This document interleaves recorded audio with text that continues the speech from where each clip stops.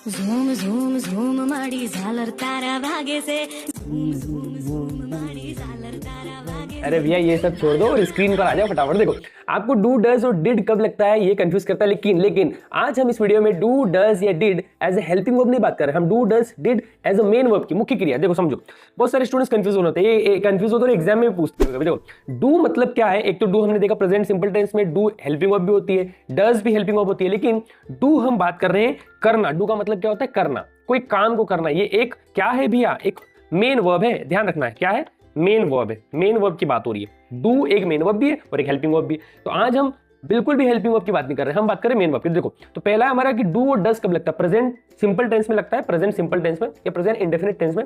अब आप ये याद रखें कि डू चूंकि एक मेन वर्ब है और डू के कितने रूप होंगे, 4 रूप होंगे।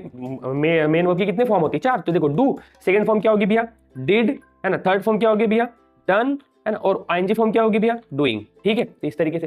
और आपको पता हो तो प्रेजेंट सिंपल टेंस में हम जब सिंगुलर सब्जेक्ट्स के साथ लगाते हैं तो हम डज लगाते हैं। अब देखो आगे अब समझना हमको, तो आपको आइडिया आएगा। देखो पार्ट 1 आप देख सकते हैं डू डज कब लगता है, सबसे पहले डू। तो आप ये याद रखो कि डू का यूज हम कब करेंगे भैया, आई यू वी दे।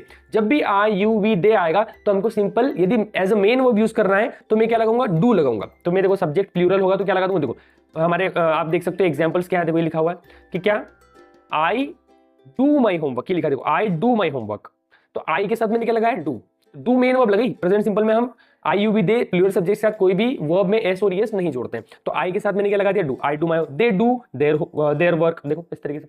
अब डज की बात आती है तो डज कब लगता है, ही शी इट या किसी का नाम आ जाए। देखो डज कैसे हो रहा है, मैंने कहा कि ही डज हिज जॉब। अब देखो आप कॉन्सेप्ट समझो कि ही के साथ मैंने डज क्यों लगाया है, डू क्यों लगा, क्योंकि डू प्लूरल सब्जेक्ट के साथ लगता है आईयूबी के साथ। यहां पर चूंकि ही आया तो मैंने क्या लगा दिया, डज लगा दिया। फंडा क्लियर है भैया। देखो शी डज योगा, वह योगा करती है। तो डज कैसे बना, मैंने डू ही लगाया था, पर हमारा रूल कहता है कि डू के साथ हमको ईएस जोड़ना पड़ेगा तो डज बन जाता है। सिंपल फंडा है, ठीक है। अब क्विक यहाँ पर क्विक जो टिप दी हुई है वो देख सकते हो आप कि सिंपल रूल है कि आईयूबी दे आएगा तो मैं क्या लगा दूंगा, डू। ही शीट नेम आएगा तो मैं क्या लगा दूंगा, डज। अब पार्ट 2 आप देख सकते हैं, पार्ट 2 में हमने लिखा हुआ है डिड। डिड का यूज, कि डिड का यूज कैसे करना है, पास्ट टेंस में होता है। अब आप यहां पर ध्यान दें कि पास्ट सिंपल टेंस में हम अफर्मेटिव या पास्ट इंडेफिनिट टेंस में सिंपल अफर्मेटिव सेंटेंस में हम वर्ब की सेकंड फॉर्म लगाते हैं। तो पास्ट की बात आए तो कोई भी सब्जेक्ट आएगा तो मेरे को तो लगाना है डिड, लेकिन यहां पर फंडा ये है कि आई डिड माई वर्क। तो आई डिड क्यों लगा, मैंने मेरा काम किया, तो करने के लिए मैंने डू लगाया, लेकिन डू की सेकंड फॉर्म क्या होती है, अरे आया भैया देखो ये डिड होती है।